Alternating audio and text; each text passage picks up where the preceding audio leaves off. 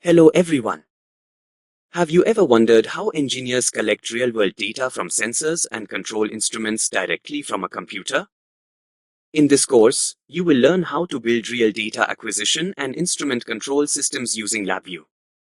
We will work with powerful industry hardware such as USB 6001 DAQ, myRIO, and Visa communication to acquire signals, monitor data in real time, and control laboratory instruments.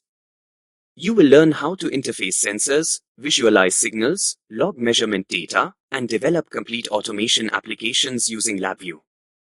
This course is not just about theory. You will gain hands-on experience by building practical DAQ projects used in real engineering laboratories and industries.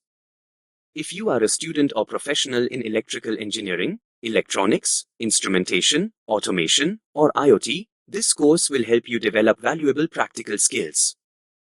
So if you are ready to learn LabVIEW data acquisition and instrument control from a practical perspective, enroll now and start building real engineering systems. I look forward to seeing you inside the course.